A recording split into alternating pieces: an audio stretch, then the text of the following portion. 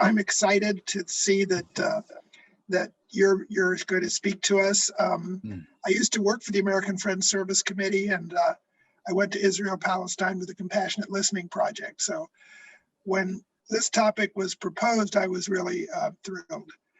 And I know that the AFSC has done some extraordinary work in Israel, Palestine, going back to World War II and the refugee crisis that followed.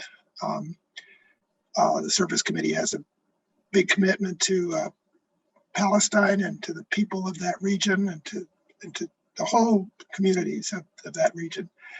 And I'm eager to hear more about this bill that will protect the rights of Palestinian children. So thank you so much for joining us today. We very much support what you stand for, and we want to know how we can be more supportive. Maybe Shaina, you want to start sharing the screen?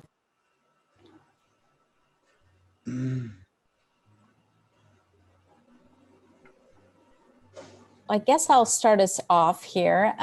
Thank you, Anthony. And it's always nice to be invited. Yesterday, we gave a presentation to a group of friends, capital F friends, Quakers in the Midwest. So it's kind of my lucky pleasure, and Shaina's as well, to speak with among friends 2 days in a row.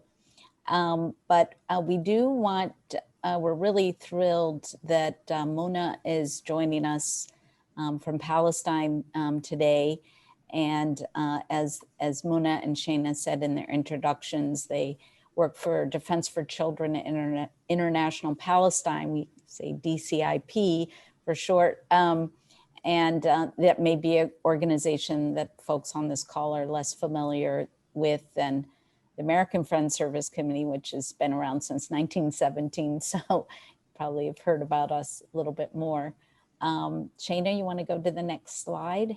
Our campaign that DCIP and the American Friends Service Committee created together was really out of the idea that we felt that the time was right back in 2014, 2015 to kind of up the level of engagement with members of Congress. We saw a lot of the gains of the boycott, divestment, and sanctions efforts around the country that were shifting the discourse about Palestine in the United States. And we felt like maybe it was time to start knocking on doors again in Congress. I have a long history with AFSC going back to 1989, so 3 decades. And I'll tell you, certainly in those early days of my work, there weren't very many friendly offices or doors open to our advocacy for Palestinian rights and for peace and justice in Palestine and Israel. But we did feel in 2014, 2015 that things had shifted. And so we paired with DCIP, who is an organization that's been working for 30 years to defend the rights of Palestinians, to represent them in prisons and military courts, and to advocate at the international level for the rights of Palestinian children. And so we felt like together, both with a Palestinian organization that had the documentation and the case studies and the heart of the work, together with our faith-based advocacy here in the United States and networks connecting to people like all of you in California, we felt that we could be in a good place to start a new campaign. Next slide.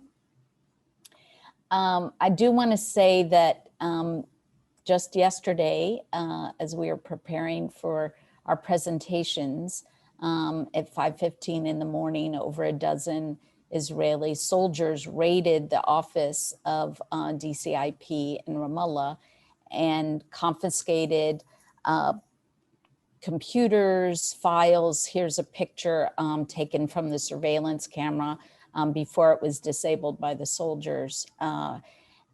raided the office. And so Mona in particular, but Shaina as well, we're still a little, you know, off center about it, even though this isn't completely out of the blue in terms of the Israeli army and the Israeli government's attempts to really silence and stop the work of human rights organizations that are documenting the conditions on the ground and advocating for Palestinians and their rights. This is the kind of shrinking space for advocacy and for speaking out is noted, not just because of COVID, but that also compounds that. So we'll put into the chat a link to the press release about this raid, but I wanted to kind of start our presentation with, you know, part of raiding and trying to defame organizations that do human rights work is something that we face every day, and it's we're not going to stop. We won't be silenced by this kind of effort. Yeah, I just kind of wanted to say that from the beginning. So the next slide, when we started the campaign, we really didn't know if Congress would be receptive to talking about Palestinian rights. We started with a briefing on Capitol Hill. There's a picture of that up in the corner. We created a video based on Palestinian children's testimonies of what they were experiencing in the Israeli military courts and being held in detention. And we looked for an ally to really speak out on these issues on the Hill. And we were very pleased to find an ally in Representative Betty Mccullum. You may have heard of her, representative from Minnesota, who, when she and her staff started to see the stories in this Detaining Dreams video and the documentation provided by UNICEF and DCIP and Human Rights Watch and Amnesty International, all the documentation that was really describing the abuses, she felt compelled to act.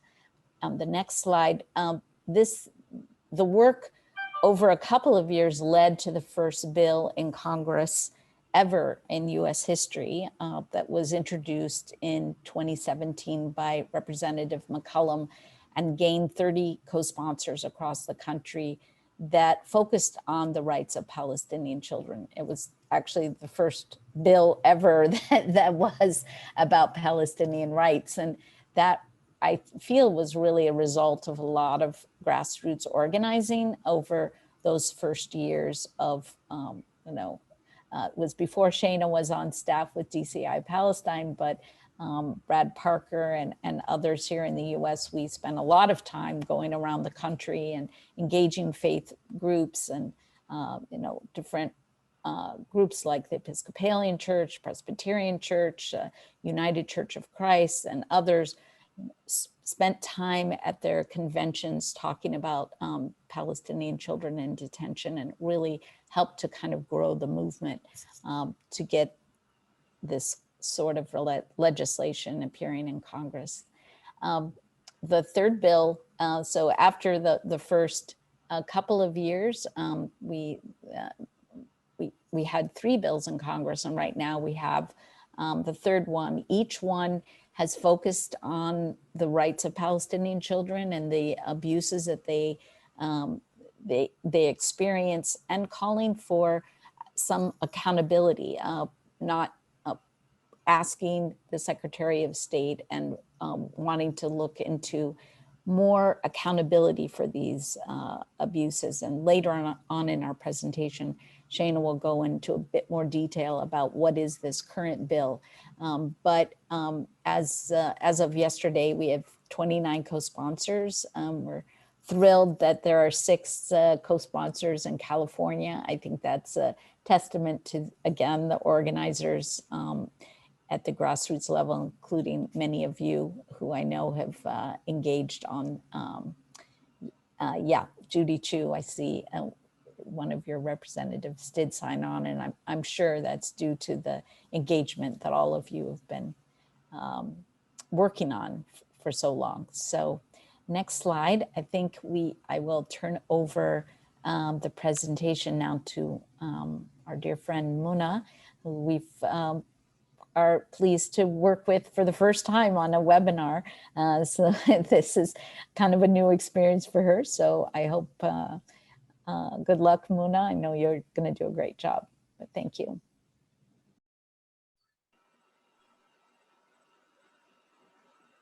You might need to unmute yourself, Muna.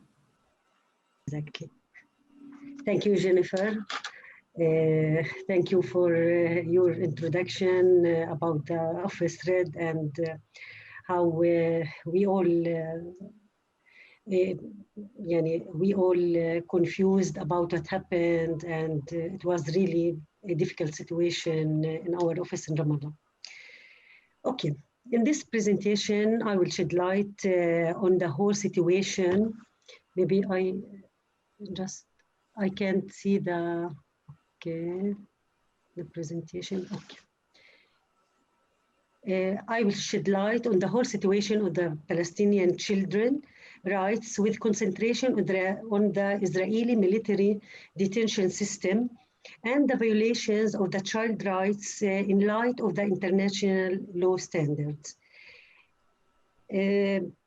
Approximately 3 million Palestinians live in the occupied West Bank, of which around 45% are children under age of 18. Palestinian children in the West Bank, like adults, face multiple violations. About violations in Gaza, on 10th of May 2021, following the escalation of tension between the Palestinian resistance and the Israeli occupation authorities, the Israeli forces launched out intensive bombing operations on the Gaza Strip. Tension reached its peak following attempts by the Israeli police to evacuate the homes of a number of families in the Sheikh Jarrah neighborhood in Jerusalem, to cater to settlement associations claiming ownership to these houses. Israeli police also attacked Muslims worshippers in Al-Aqsa Mosque. The next day, 11th of May, the Israeli army announced a massive military operation in Gaza under the pretext of rocket launching by the Palestinian resistance. Israeli forces bombed civilian targets, including but not limited to towers, homes, civil society institutions, main roads, schools, and places of worship. The Israeli attack on Gaza resulted in killing 247 Palestinians, including 67 of children and 39 women. 1,417 wounded, including 277 women and 412 children. Moreover, the Israeli attack gravely affected the whole humanitarian situation in Gaza and the rights of children, such as right to health. That includes, but not limited to, the bombing that caused direct damage to medical center and primary healthcare clinics. For example, Hala al-Shawwa Center was completely out of service after the Israeli bombing severely damaged it. About rights to education, the government media office in Gaza reported severe and partial damage to 57 schools and health facilities due to the massive Israeli bombing of the Gaza Strip. Child deaths and injuries also greatly affect students' ability to go to schools and concentrate in the classroom. About West Bank and East Jerusalem, Israeli practices in Jerusalem aim to control Palestinian lives there. Palestinians in Jerusalem face systematic violations, including eviction from their homes, pending decisions by the Israeli Supreme Court, as experienced by Palestinians living in Sheikh Jarrah neighborhood and Silwan. Palestinian residents in Jerusalem, like Palestinians in the West Bank, face demolition of their homes and ill treatment in detention. A report published by Save the Children in June 2021 shows that 4 out of 5 children in the West Bank, including East Jerusalem, whose homes have been demolished by Israeli authorities, say they feel abandoned by the world. 80% of the children interviewed said they lost faith in the ability of not just the international community, but also the authorities and even their parents to help and to protect them. They reported feelings of powerlessness and hopelessness about the future. The report also found that the majority of parents, 76%, and caregivers feel powerless, unable to protect their children after losing their homes. They also feel shame, irritation, and anger, as well as being emotionally distant from their children. 7 out of 10 children said they felt socially isolated and had no connection to their communities after their homes were demolished. Some Palestinian children are deprived from their right to life. Last week, Israeli forces killed 2 children in the West Bank, Muhammad Tamimi from Nabi Saleh and Muhammad Abu Sara from Beit Ummar, which only has 11 years old. Israeli in 1991 ratified the United Nations Convention on the Rights of the Child, CRC, which requires that children should only be deprived of their liberty as a measure of last resort, must not be unlawfully detained, and must not be subjected to torture and other cruel, inhuman, or degrading treatment or punishment. Despite sustained engagement by UNICEF and repeated calls to end night arrest and ill treatment and torture of Palestinian children in Israeli military detention, Israeli authorities have persistently failed to implement practical changes to stop violence against child detainees. Reforms undertaken by Israeli military authorities so far have tended to be cosmetic in nature rather than substantively addressing physical violence and torture by Israeli military and police forces. About Palestinian children in the military detention system, which DCI scope of work, Palestinian children in the West Bank, like adults, face arrest, prosecution, and imprisonment under an Israeli military detention system that denies them basic rights. Israel operates 2 separate legal systems in the same territory. Palestinian children who live in Jerusalem generally fall under Israeli civilian law. Jewish settlers who reside within the bounds of the West Bank in violation of international law are subject to the Israeli civilian legal framework. No Israeli child comes into contact with the military courts. Israel has the deepest distinction of being the only country in the world that automatically and systematically prosecutes children in military courts that lack fundamental fair trial rights and protections. Israel prosecutes between 500 and 700 Palestinian children in military courts each year. Children typically arrive at interrogation bound, blindfolded, frightened, and sleep deprived. Children often give confessions after verbal abuse, threats, physical and psychological violence that in some cases amounts to torture. Israeli military law provides no right to legal counsel during interrogation, and Israeli military court judges seldom exclude confessions obtained by coercion or torture. From testimonies of 610 Palestinian children detained by Israeli forces from the occupied West Bank and prosecuted in Israeli military courts between 2016 and 2020, DCI Palestine found that 73% experienced physical violence following arrest, 95% were hand-tied, 86% were blindfolded, 58% were detained from their homes in the middle of the night. They also faced verbal abuse, humiliation, or intimidation. Moreover, some of these children were not properly informed of their rights.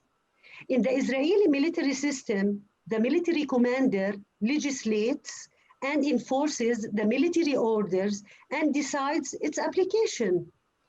While the Israeli law allows the presence of a guardian or a family member with the arrested child, 97% were interrogated without the presence of a family member. Some children also signed confession documents in Hebrew, the language most Palestinian children don't understand. Furthermore, Palestinian children are exposed to administrative detention, in which a person is detained without charge or trial, a clear violation of their due process rights. One of the children held in military detention, as you see his picture here, is Amal Nakhla. Amal Nakhla has 17 years old from Ramallah, held in administrative detention since January, despite having a rare health condition. The Israeli military legal system does not seek justice, but is in place to dominate and control and punish Palestinians. Israeli military court system was formed on the eve of Israel's occupation the Palestinian territories in 1967, and now I'm talking about objective of the Israeli military court. It is a part of the Israeli military administrative system designed to govern and control the Palestinian lives in the occupied territories. It began with the occupation and will continue as long as the Palestinian territories are under occupation. A high percentage of Palestinians experience arrest and detention by the Israeli army. During periods of political tension in the occupied Palestinian territories, including during the First and Second Intifada, the arrest rates were among the highest in the world. The Israeli military court system is designed mainly to protect Israelis' security, maintain public order, and control the areas occupied by Israel through the criminalization and punishment of all forms of Palestinian resistance to the Israeli occupation, regardless of its gravity. That means the Israeli military system affects all aspects of Palestinian lives, limiting their ability to live normal lives. That is a brief of the situation here in Palestine. And I just to add that we shall all agree that all children should be protected from violence and kept out of harm's way at all times. Thank you. Thank you, Mona, for that very comprehensive but brief overview of the situation and highlighting a lot of the different work that we at DCIP are documenting daily. I dropped some links into the chat as Mona was speaking with some of the links to some of the recent news alerts and features that we've published. And feel free to check out the Defense for Children International Palestine website, where we have updates on all of these different topics that we cover, and also the press release about the raid on our offices yesterday. So I just want to talk briefly, because I'm eager to get into question and answer and hear from you, but I'm going to speak briefly about the bill that Jennifer mentioned that's currently active in the US Congress, and Jennifer's going to talk about ways to get involved with our campaign. But HR 2590, or the Palestinian Children and Families Act, is just the latest, as Jennifer mentioned, in a series of bills introduced by Representative Mccullum over the last four or so years, 3.5, 4 years. And the thing that's exciting about 2590 is that this bill actually goes beyond previous iterations of her bills, which focus solely on the child detention aspect. Mona spoke about the issues around expulsions and evictions and home demolitions, and this bill seeks to address those issues as well. So there's really two things that this bill seeks to do. One is the limitation on assistance and use restrictions on US taxpayer dollars. So first of all, the bill, should it be passed, seeks to ensure that no US tax dollars, and we give $3.8 billion with a B, $billion a year in military aid to the state of Israel. And so this bill would seek to ensure that no US tax dollars are being used towards the military detention, interrogation, abuse, or ill treatment of Palestinian children in violation of international law. That the funds couldn't be used to seize or appropriate or destroy Palestinian property, or forcibly transfer Palestinians from their homes in the occupied West Bank in violation of international law, and also that the funds would not be able to be used to support any further unilateral annexation of West Bank land.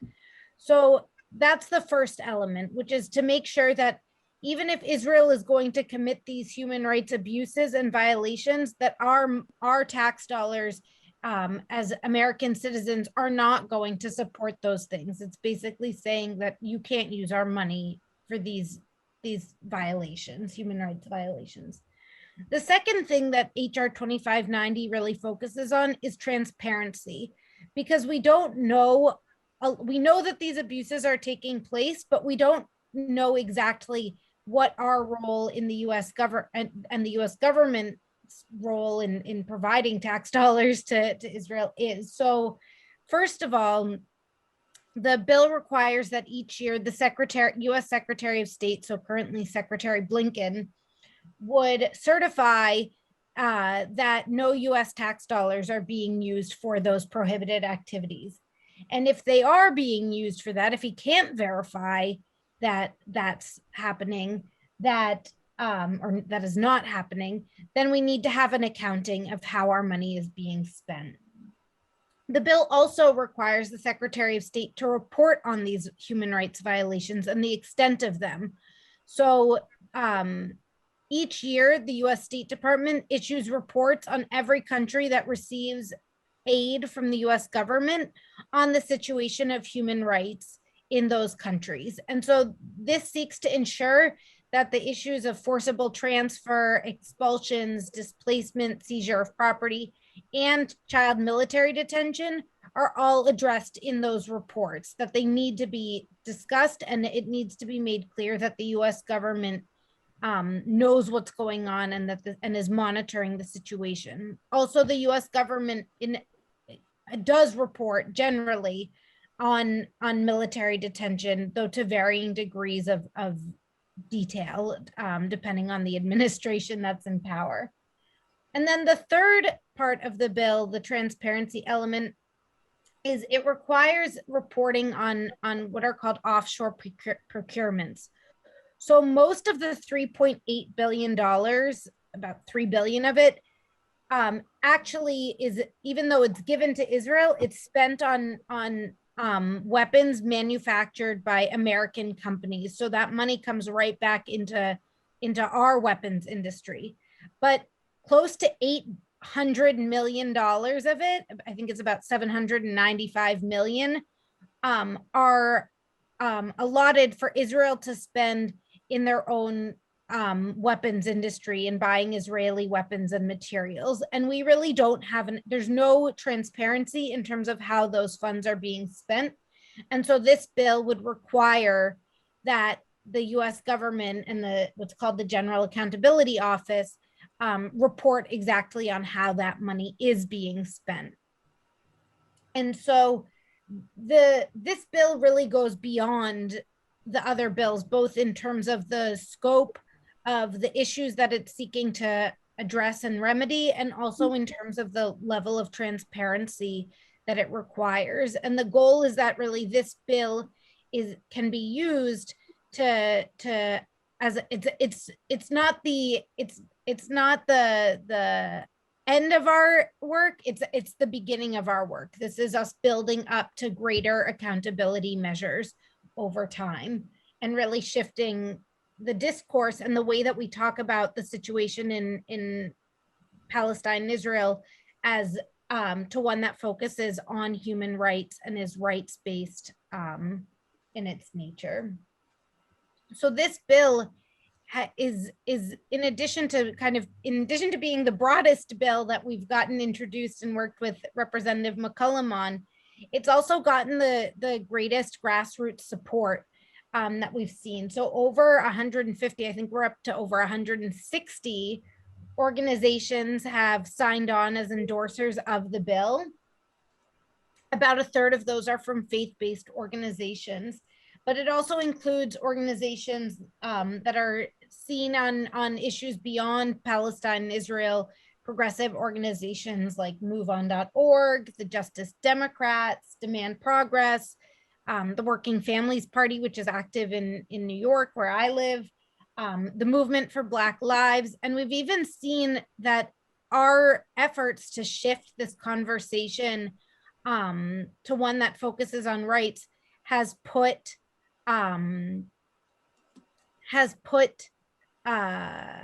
pressure on kind of typically liberal Zionist organizations that haven't supported previous iterations of the bill. So we've seen J Street sign on as an endorsing organization, Trua, Rabbis for Human Rights.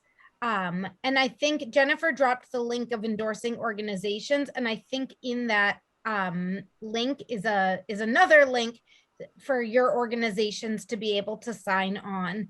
And we also host monthly calls with organized organizations to talk about strategy, talk about key targets. And so if your organization chooses, if ICUJP chooses to sign on, or any of the other organizations that you folks are affiliated with, we'd invite you to join us there. We've also seen that the discourse is shifting more broadly in the US, not just in terms of progressive organizations, but also the constituents that compose those organizations. And so a poll was conducted by Data for Progress, which showed that 72% of Democrats support the demands of HR 2590, and that I think it's 55% of American voters, including, independents and Republicans, support the demands of 2590. And so the fact that we have only 30 members of Congress who have signed on as supporting this bill, it shows how much more organizing work we have to do, because the people already are supportive of the bill. It just hasn't yet translated into policymakers taking action. And so I think I'll leave it there. I'm going to pass it off to Jennifer, who can talk about ways that you as individuals can get involved in the campaign as well. And thank you very much for being here. And I hope we'll have a chance to answer some of the questions that have been coming in through the chat once we wrap up. Thanks, Shaina. Shaina mentioned that organizations that have endorsed the bill are invited into these monthly conversations to kind of strategize about how to get more members of Congress to sign on to the bill and publicize it. But we also have monthly webinars that Shaina and I spend a lot of time preparing every month, where individuals, you don't have to belong to an organization, but really anyone who's interested in the issue can join. They typically are on a Tuesday evening, the second Tuesday of every month, except we're taking an August recess next month. So our next one will be in September. And on these monthly webinars, we give an overview of the conditions of Palestinian children on the in Palestine, like what's happening, what are some of the stories of detention, or unfortunately some of the killings of recent times. So there's some details about that. And we give that so it helps you remember to share that kind of information with your member of Congress. Even if they signed on to 2590, it's good to keep them up to date on what's happening. And if they signed, that's great. It's a way of reminding them that they did the right thing. And if they didn't sign, it's a way to encourage them to be, more pressure on them to do so. We also spend time each webinar addressing challenges that might come up in the organizing. Sometimes you might get a letter back from your member of Congress that makes some outrageous statement and you're not really sure how to respond to it, or it might be so we spend some time on our webinars talking about that too. So the other way that you can engage with us is, I'm not going to make an assumption that just because people on this call are a little bit older that you aren't engaged in social media and watching websites and Twitter.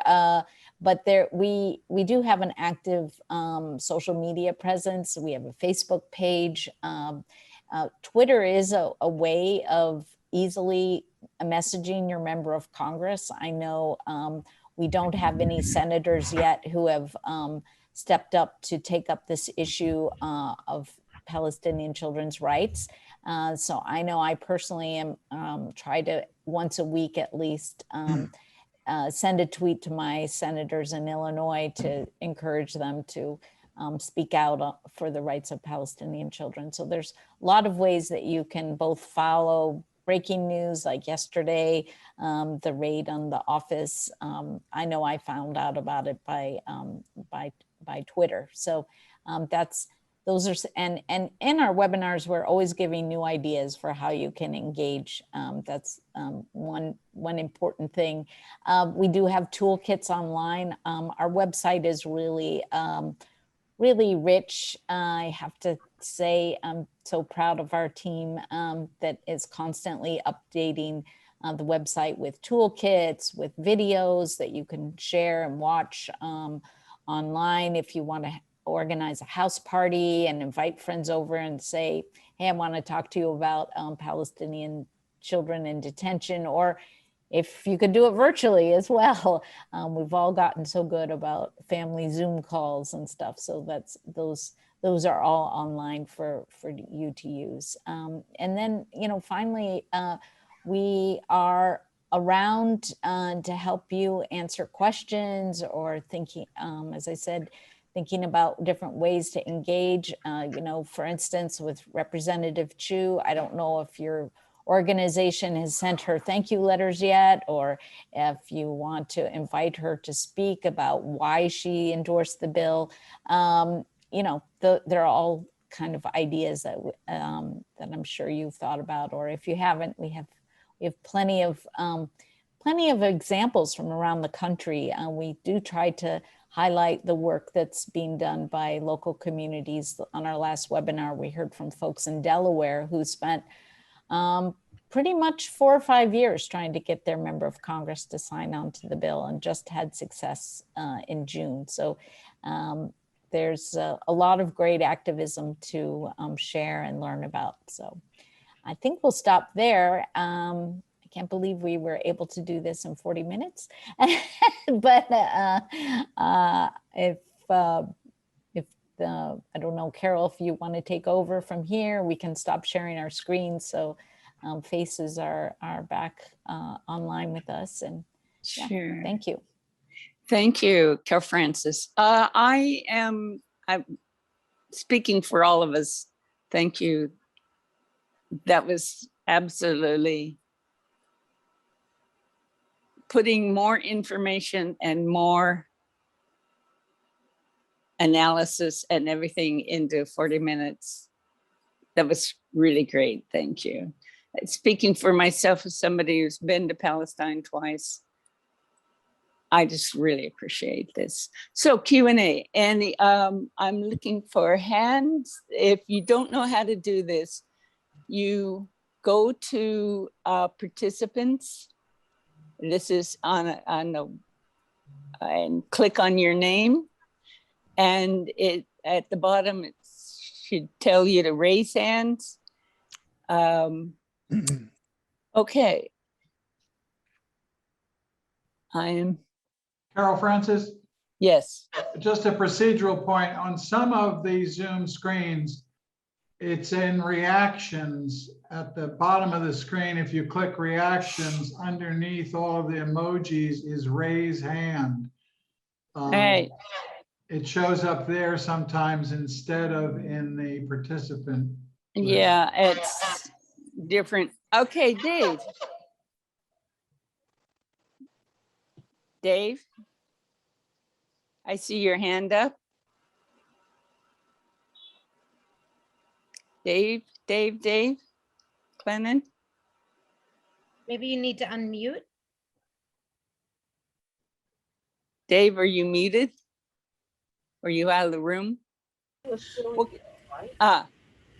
I'm sorry, Carol Francis. My screen froze.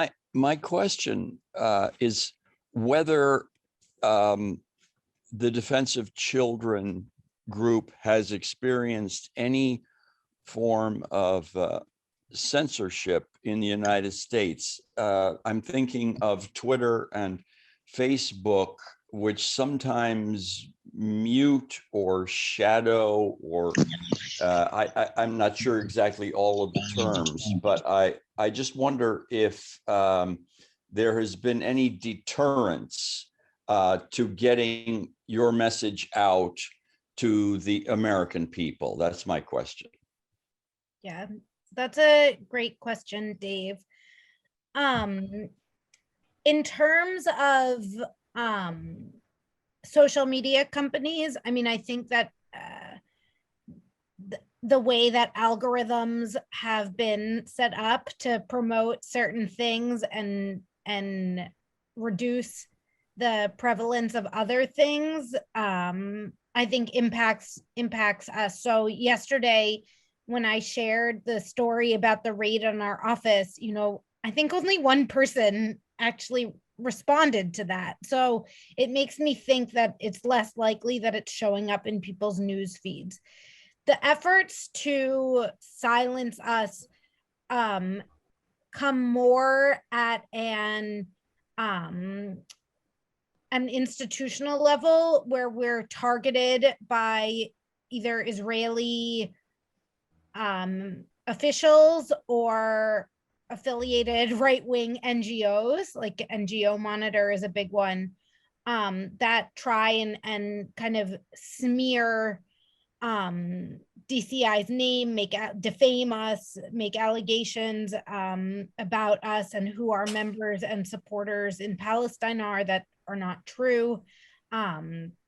in our news alert that we published yesterday about the raid, we talk a little bit about that. And I think the most significant, one of the most significant things that we've seen, or two I'll just mention, is that one, there's an organization in the UK called UK Lawyers for Israel, and we actually reached a settlement with them last year in a defamation suit where they accused us of being terrorists and terror supporters, and they ended up retracting that statement.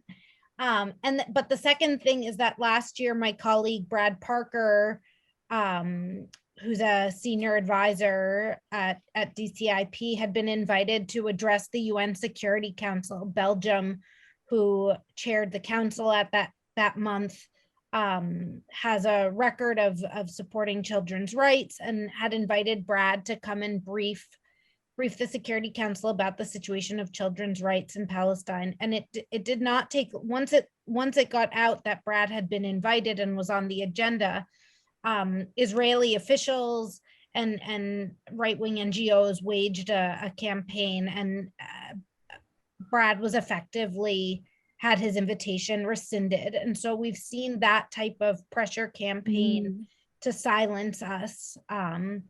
I do want to mention some, because I don't want to leave it just on a sad note, but I do think that we're seeing more and more recognition of DCIP and elevation of DCIP's work. So when Mona was speaking about what happened in Gaza, we had the image of the front page of the New York Times, which had the images of all 67 children who were killed during Israel's military offensive. And I'm proud to say that we worked closely in providing our documentation and support to that New York Times team. And they rely, I know because I built the Google sheet that they were looking at, and every time I would go into this Google sheet, we saw that New York Times staff was in there looking at our information, our documentation. We provided a number of the photos. And so despite the fact that we're seeing all of this pushback and these attempts to silence us is because we're doing such a good job in reporting what's happening on the ground, and people are starting to listen, including mainstream media who we didn't previously hear from. So I don't want to make you think that it's all sad news, because I think we are getting a more and more of a foothold in terms of having our work and the important documentation that we're doing be recognized. Thank you very much for that. Thank you.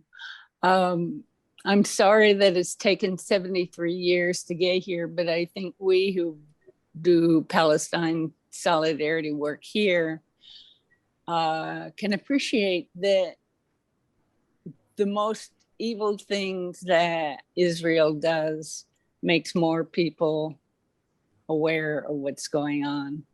But I'm sorry it's taken so much suffering. Fernando, you had a question.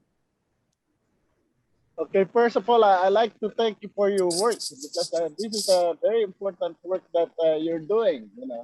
I mean, I'd like to extend my solidarity with the Palestinian people, because simply what happened to Palestinians, I respect it, but it's nothing new to us, because it happened in the Philippines. They massacred, the U.S. massacred at least 10% of our total population in the Philippines during 1898 and so forth, and it lasted at least 10 years, continuous war against the U.S. So I'm working on the Black and Brown unity, and the same thing, what's happening here as well, and we have 2.3 million people that are in jail. When you look at in terms of population, still the disparity of sentencing and so forth, it affects particularly the Black community and the brown, and so these are the reality that we are faced with. And so I guess my question is, because this is really a criminal act by the Israeli Zionist organization, this is really a violation of international law. You know, they should be accountable of these criminal acts that they are doing in Palestinian people. You know, and I guess my question is that what is the UN? I know they condemn this, but what is the, you know, they should be accountable in the international tribunal, you know, to face this criminality and so forth. I guess, let me just put it that way. Thanks, Fernando. So we do, first of all, we do work closely with folks at the UN. UNICEF is actually one of our partners and supporters of DCIP, but we also, there are a couple of things I want to talk about in terms of the kind of ways that we try and have get some accountability from UN and international agencies. So the first is that when there are opportunities to raise specific cases of individuals with UN agencies, we do that. So for example, the case that Mona spoke about of Amal Nakhla, he's the 17-year-old who's being held without charge or trial, and he has this severe health condition that impacts it's an autoimmune condition that impacts his ability to chew and swallow, and he needs to be monitored quite closely. And so one of the things that we've done is we filed complaints with a group at the UN called the Working Group on Arbitrary Detention. And this isn't the first time that we filed these types of complaints. In 2018, I think it was, when I was still a law student working as an intern with DCI, we filed a similar complaint on behalf of another child who had been held for, he was ultimately held for 10.5 months without charge or trial. And he was, it's not that the Israeli government refuses to engage with these mechanisms that are trying to hold them accountable. They refuse to engage with the UN's investigation. We see that again and again, not just with the engagement with the UN Working Group on Arbitrary Detention, but also on the independent commissions of inquiry, which have been established, you know, to investigate the war on Gaza in 2008 and 2009, the March of Return protests, and now there's a new commission that's been appointed. But what we hope through some of our advocacy efforts in terms of reaching out to these groups is that by shining a light on what's happening, there will be pressure on Israel to change the practice at the time. So in the case of Laith Harma 4 years ago, 3-4 years ago, we actually succeeded, I think, in part because of the pressure of the petition that we filed. He was released 6 weeks before the administrative detention order was set to expire, and it wasn't renewed. And so it's small things. I know it doesn't seem like a lot. The other thing that I think is super important that DCIP has been working on is that we're representing victims at the International Criminal Court. And the International Criminal Court had what was called a preliminary examination, which was basically to explore whether there might be war crimes that are being committed in the Palestinian territory. And the because of the way that the Palestinian leadership signed on to the treaty that established the International Criminal Court, the time that they're looking at is from June 2014 to the present. And so primarily looking at Operation Protective Edge. And so we are representing families of child victims and have, you know, submitted evidence and documentation to the International Criminal Court. They just in the last year found that there was a reasonable basis to believe that war crimes had been committed. I think for those of us that engage on this issue, that's not much of a shock. and now have opened an official investigation. There's a new prosecutor at the International Criminal Court who started in June, just a couple of months ago. And so I'm curious to see how far how engaged he'll be on pushing these cases forward. But we at DCIP have been working to hold war criminals responsible through those means as well. Thank you. Thank you. I see Anthony, Ruby, and Geraldine have their hands up. So Anthony. Well, first of all, I want to thank you all for amazing work. It's very impressive and very powerful. I had two questions. One is related to the fact that the AFSC and other groups were banned from travel to Israel because of their stand on BDS, and I was wondering how that's what's happening with that right now, and whether DCIP has also been affected by Israeli attempts to ban travel or impose other restrictions. So that's my first question. And I know from personal experience, I went with the Compassionate Listening Program to Israel, Palestine, and we were detained for about 4 hours in the airport, and we weren't sure we were going to be allowed in. We were warned not to use the word peace group, because if we did, we would be sent back to the United States. So I'm interested in how, this travel ban is affecting your groups, if that's a concern you have. The second is about the Senate. The House has a bill, HR 2407. Does the Senate have any, is there any movement in the Senate towards some kind of bill that would have a similar effect as HR 2407?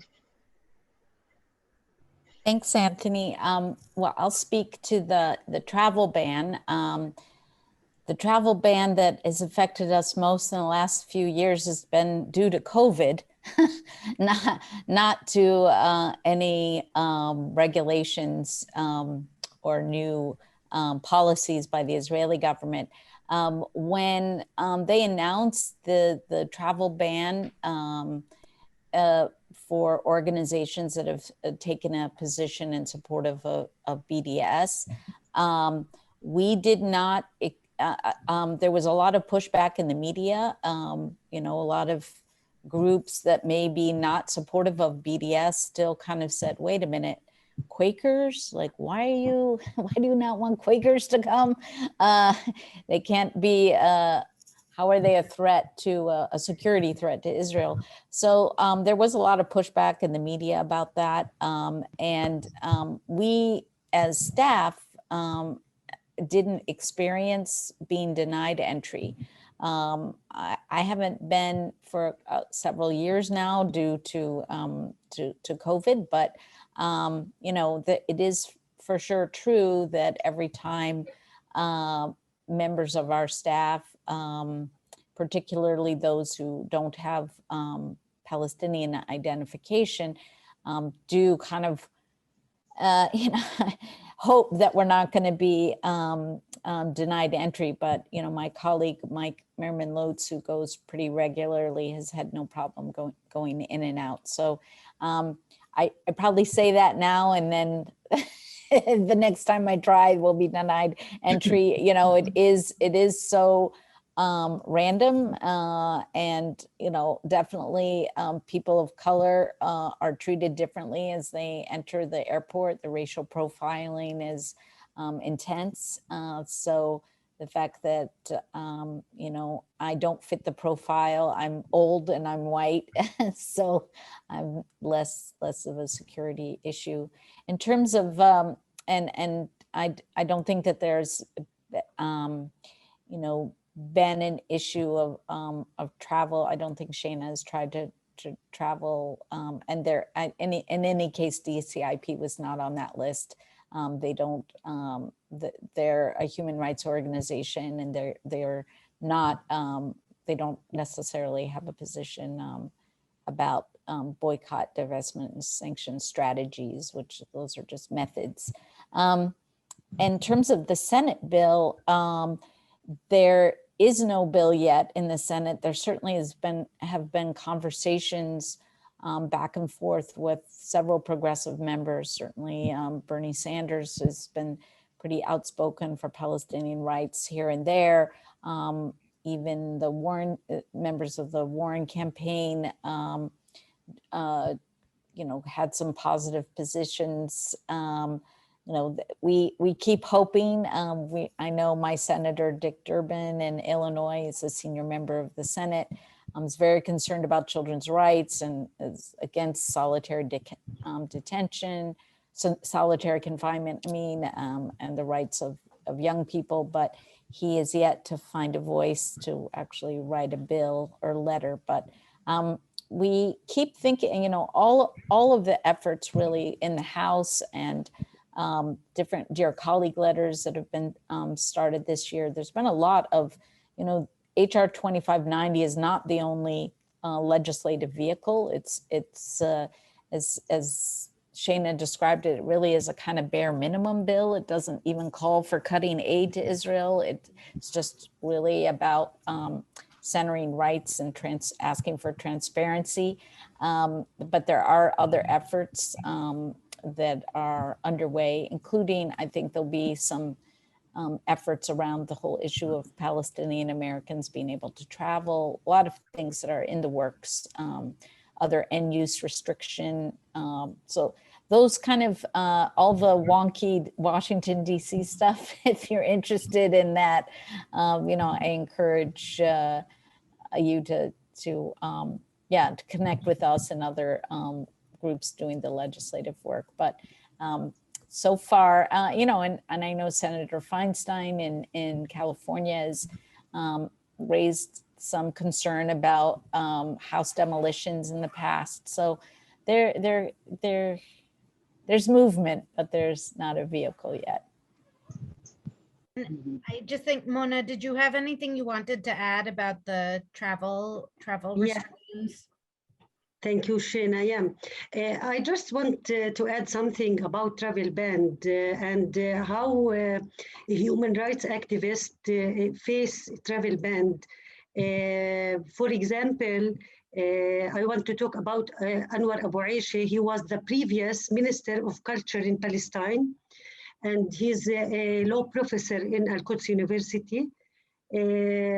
He has two nationalities, Palestinian, the original one, and has also a French nationality. Israeli authorities forbidden him to come back home. He was traveling to France, then want to come back home. That was before Corona. And when he want to come back here, Israel prevent him to come back here for several months, just because he's a human rights activist, and for many years he organized a competition related to bleeding on human rights issues, and it was an international competition, not only about Palestinian people, but international.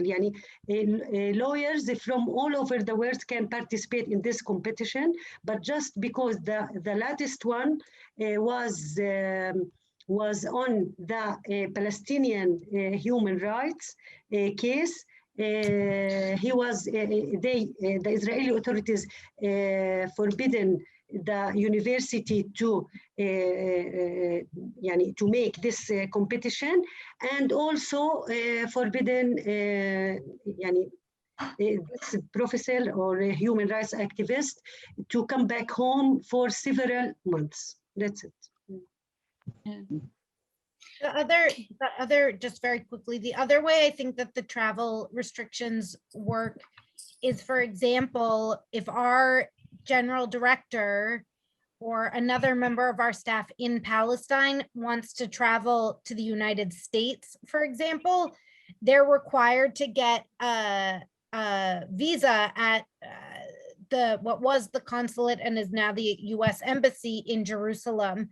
And because of Israel's separation barrier, they are required to then seek permits from Israeli authorities in order to legally enter Jerusalem. And so that, I think, is the other way that we see these restrictions. It's not about letting us, the American staff at DCIP, in, but rather about letting our colleagues from Palestine get out, because of course, once they're out, they're going to be talking about the situation on the ground. And so the idea of keeping them stuck in Palestine, and we've seen that not only with DCIP staff having difficulties getting permits or being denied permits to Jerusalem, but also in terms of former board members like Shawan Jabareen, who's the head of El Haq, was banned from entering the US for a number of years. So we see it less about us being able to enter Palestine and more about them being able to leave. And come back. Thank you. Of course, the other way it hinders our work is it makes organizations that are about to consider supporting BDS say no, because then we won't be able to have our members of our board travel there. Ruby. Yes. First, I want to say assalamu alaikum, even though our time differences are. I just want to thank you for bringing this to us. The children are so important for me. This is children of all nationalities all over the world. And two of the questions that I was going to ask were answered already regarding HR 2590 and travel. But the other thing was, I was wondering, you mentioned about guns, being manufactured here and then selling them back there. So I'm wondering how we can work or stop that. So we've seen campaigns, largely I think they've been localized around where the weapons manufacturers are. So we've seen BDS campaigns targeting manufacturers like Boeing, and then also I'm gonna totally forget the name of the company that's based in Connecticut that manufactures. Is it Sturm? Is that what it is, Jennifer? I think it's Ruger. Ruger. Yeah. Well, they manufacture the Ruger rifle. And so we saw, for example, we documented a killing last December, Sturm Ruger, thank you, Taylor, that killed, the weapon killed a 15-year-old Palestinian child last December.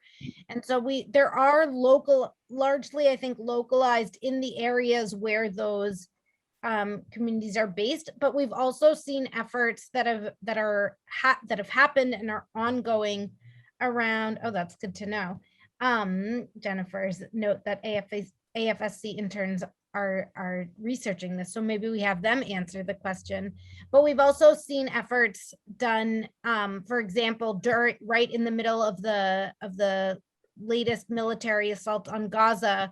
We got word that Israel had requested to purchase, I think it was $750 million worth of weapons, and efforts, there was mobilization, and Alexandria Ocasio-Cortez and Bernie Sanders both introduced joint resolutions of disapproval to try and prevent those weapon sales. So I think that there's going to be more happening in the next couple of months to try and address on a more national level and legislative level the issue of weapons sales and weapons transfers. So and maybe if Buthena or Taylor want to speak to the research that they've been doing. I can add just quickly that I am working with the economic activism team based out of Oakland, California, who put together the Investigate website that I know Jennifer popped in the chat. You can search companies and their complicity in a number of infractions, whether Israel, Palestine, the borders, or surveillance and mass incarceration. There are, I would agree with, our localized campaigns against Boeing, Sturm Ruger, and we are doing weapons research right now to cover the sales and weapons and U.S. corporate complicity in the recent May attacks in Gaza. And couldn't agree more with Shaina in that I think the momentum is there, considering the current Human Rights Watch report that came out earlier this week, documenting those abuses and potential war crimes that took place. Okay, Carolyn. Thank you for being here and doing this wonderful presentation. I did click on the website looking for the fact sheet for HR 2590, and it says it has it listed as fact sheet for staffers, and it says if you want to, you know, print or save or whatever, that you have to hit the arrow at the right top of the page. That I'm not finding that. So whatever. But secondly, I wanted to bring up the fact that when I was working for the organization called the, oh boy, now my memory's going, oh, I'm telling you, this brain when it gets older is something else to deal with. But I was a project director for ending human trafficking in American labor. And so I was deemed an honorary Jew. And I have found that even like trying to work within the Democratic Party, there's a huge rift.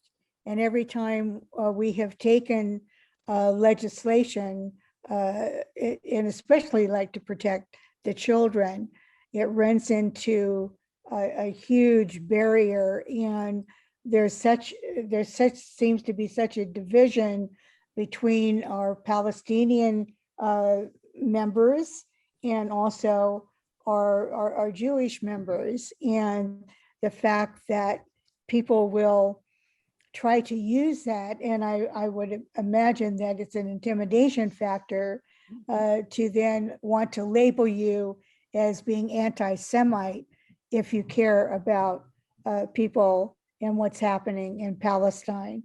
So I'm just wondering if your organization is dealing with this, because it is an impediment in terms of advancing legislation and getting more support for it through, because I'm of the mind that this is a humanistic issue. This has to do with, you know, the rights of people and the rights of human beings to be able to live in peace and harmony. So whatever suggestions you might have in terms of kind of dealing with this, that would be very helpful. And again, thank you for being here.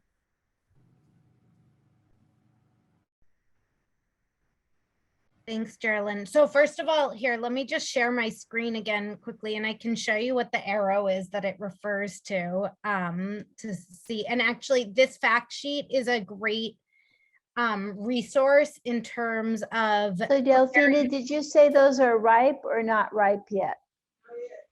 So how long will it be, do you think? I think you need to mute. Yeah. Marcia, please mute yourself. So the okay, it'll get okay. Okay. So the fact, if you look at the right-hand corner of where the PDF is embedded, if you click that, it'll open a new document with the PDF printout. Okay.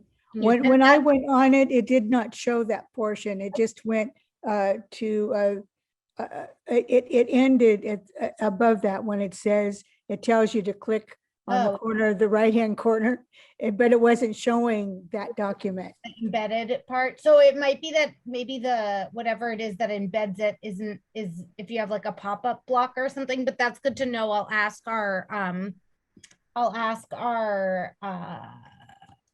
our communications person. And for now, here's the link to the printout version. And this wonderful. Thank you so much. Because in dealing with other organizations and whatnot, this document's really important to be able to do that. So thank you. And I love this document and use it to prepare every time I have to speak about the bill too, because it's like very simple. So don't feel free, for those of you that find it on our website. It's not just to give to staffers, but it's a really good way to prep for a resource to prep for your meetings as well. Okay. Thank you so much. This is really helpful. I've got it up. Okay. I'm excuse me, going on. I just want to mention that excuse me, somebody wrote in the chat that a huge part of the problem is the support from Christian Zionists, and also every organization of solidarity of Palestine I have ever been into was disproportionately Jewish. So it's just something to keep in mind. Stephen, and then Joseph. Stephen? Yes. Very briefly, what kind of support are you able to draw from within Israeli society for your very important work? And thank you so much for this important work. But unless you have support from within Israel itself, the advocacy is going to be severely restricted.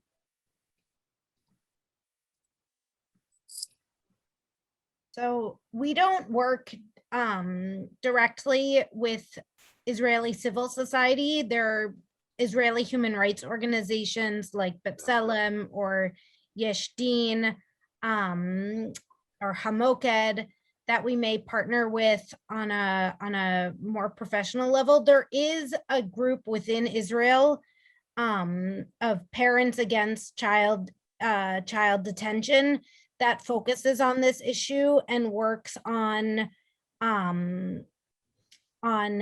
raising awareness about the issue. I think for us as a Palestinian organization, it's, in addition to kind of the political constraints around it, I think it's a difficult and kind of unfair position to put our Palestinian colleagues and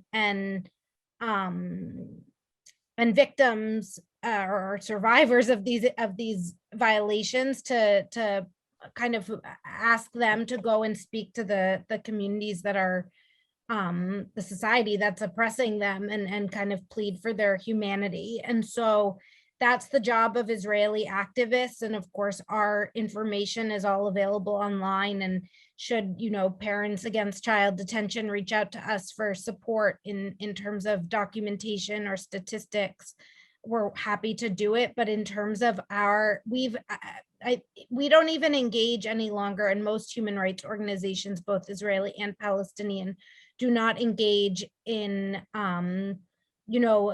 Israeli complaint mechanisms, where if a soldier violates a child's right, we don't go through those complaint mechanisms because they're ineffective. And so our resources are better spent in terms of educating outsiders who can put pressure, because I think at this point we've seen that it's just not a good use of resources to invest in trying to get Israelis to change the policies. Thank you. A little note about time. It's like 9:18 and we're hoping to stop somewhere around 9:20 to discuss having the boards officially endorse this. I don't really think it would take a whole 5 minutes to talk board members into doing that. But Joseph and Andy, if you would quickly ask your questions and maybe it will get answered Sure. fairly quickly. Yep. This is Joe. The value of this campaign and the way it's being conducted, I think, is really in just raising awareness. The U.S. government is so practiced at lying about their reports about the involvement and the quote abuse of U.S. weapons, as if there was a proper use of them in these kind of cases, is pretty well known, I think, to everybody here. But raising awareness about the atrocities is good.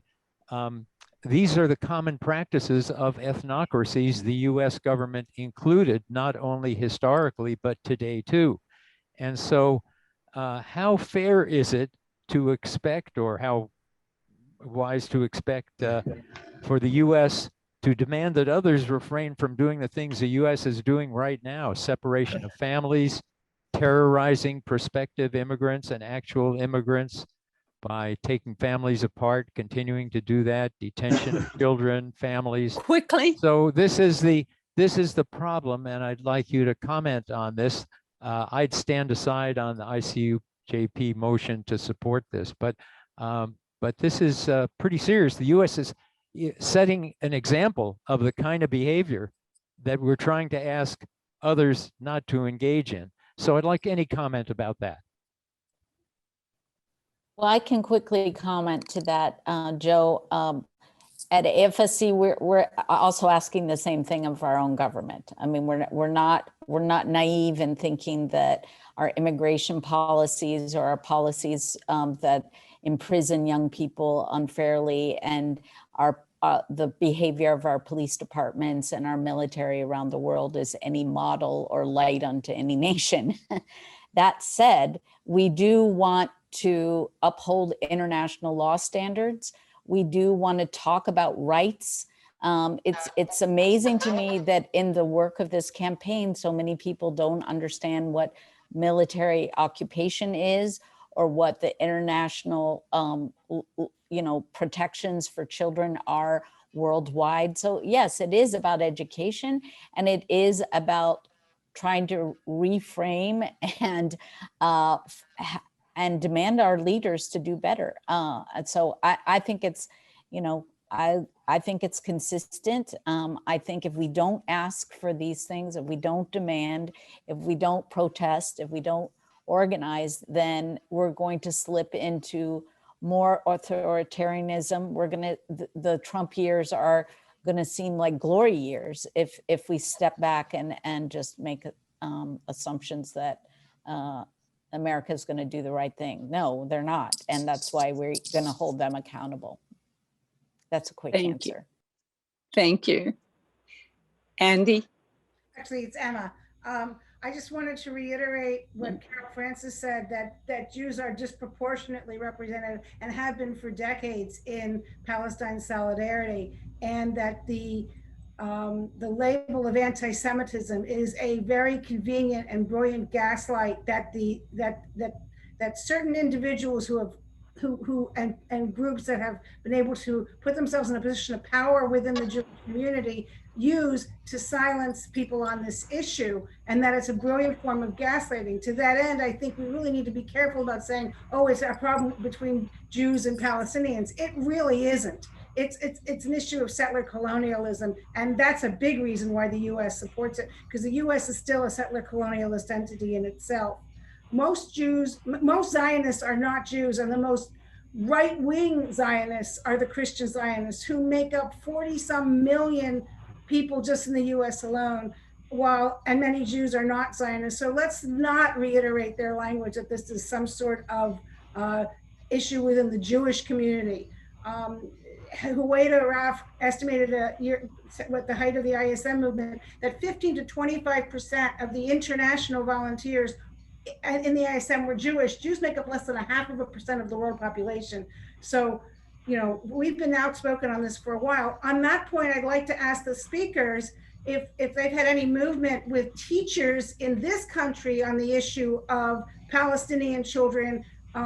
I know, I mean, Andy and I were part of a campaign against us 10 some years ago when we tried to raise the issue of Palestinian human rights in our union, and both in the local and in the national, and the kind of character assassination campaign that went on to silence us. Also in the AFSC, and the AFSC really totally capitulated during that time. Also, 5 people lost their jobs. 3 were Jewish, 1 was Anglo, and 1 was Palestinian over this issue. And so I'm wondering if there's been any movement. I know there's a vote coming up in UTLA that was brought to the area meetings and is now going to the House. And that's very exciting, but are you in touch with any of those activists and working with them? And how can we support people working directly with children here, raising those connections? Because, you know, as the song goes, LA, Gaza, Oakland, LA, Gaza, Oakland, LA, same shit. So,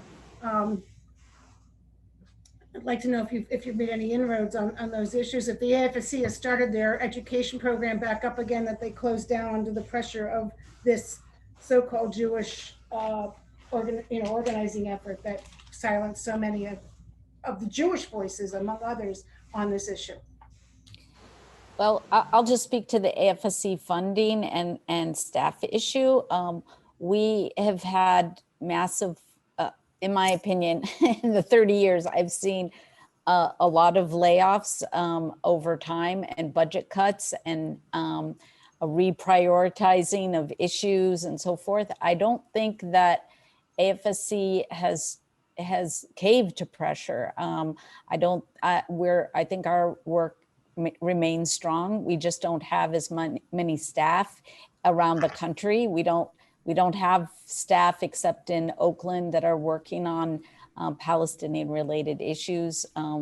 We've lost staff all over the country, not just California. But we've also have more staff working on immigration issues. We have more staff working on racism issues. They're all important. And so I think it puts the pressure on us, the few, my colleagues, Jihad Abu Salim and Mike Merriman Lotz and Dov Baum up in Oakland and Noam Perry, like the 5 of us, I think we carry a lot to work on Gaza and on the issue of child detention and everything else, weapons, BDS campaigns. You know, we're working on a Pillsbury campaign, a boycott campaign right now.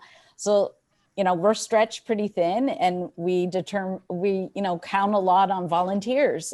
We have great volunteer networks around the country of people that stay engaged with us that way. But what can I say? You can raise it with the board of AFSC that they need to have more staff. I would support you fully in that.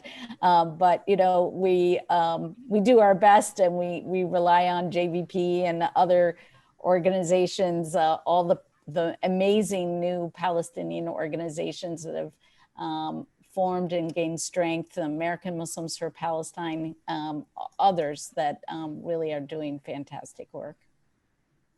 And I'll just add, in terms of the question that you asked about teachers, we at the campaign haven't focused on teachers. I've spoken in a number of university level classes, but one of the things that we've seen activists do is really take the various bills, 2407 or 2590, and bring them to their communities and get them to pass resolutions or minutes endorsing those. And so we've seen it with Zaina Ashrawi Hutchison in Virginia, who managed to get the entire Democratic Party of Virginia to endorse HR 2407.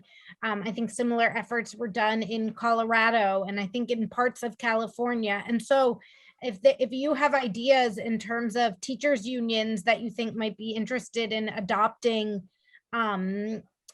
similar types of resolutions endorsing the calls of the campaign, we are limited in our staff, just as AFSC is, but we're always happy to help provide support in terms of ideas, language that can be used, how to prioritize. And the thing that is great about this campaign is that people are able to bring it to their communities, and they know their communities best and how to organize best around them. So I think I'd be happy to get in touch with you offline. We're no longer active. We were pushed out. It is 9:29. So I know Dave wanted to ask another question, but I'm going to cut that off because of the time and because you have had one. Steve, you wanted to raise the question to the board? Yes.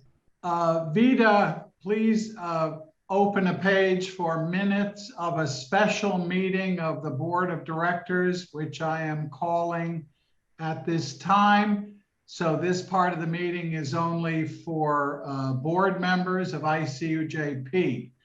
I would invite a member of the board to offer the following motion: that ICUJP supports HR 2407, HR 2590, and any future Senate comparable bills of that nature, and that in addition to signing on and endorsing this legislation, that ICUJP actively use all of its means, including public statements, social media, and meeting with delegations to elected officials and other steps to pass these bills and to take other actions consistent with that. May I have such a motion? It's well stated, and I do move. Yes. Yes. Second. I heard Stephen Fisk make the motion. Carol Francis second. Any further discussion from our board members? All in favor, raise your hand and or say aye. Aye. Aye. Aye. Any noes? Any abstentions? Well, to our wonderful speakers, that's probably the best way to say thank you. We are an activist organization. We are so impressed by not only the presentations you made today, but the fact that each of you and your colleagues wake up every morning to do this work. We're proud of you. We stand in solidarity with you. We mean what we just said in our motion. You are each now card-carrying members of ICUJP. When time permits, even from Jerusalem and the occupied territories, we invite you back to ICUJP. And specifically, we will look later in the year for an update from you on your success in advancing these very important human rights. I put in the chat the wonderful words of our convener, George Regas, who we honor in blessed memory, who said that the sin at the heart of this war against Iraq is your belief that an American life is of more value than an Iraqi life, that an American child is more precious than an Iraqi baby. That's what we stand by. We thank you so much.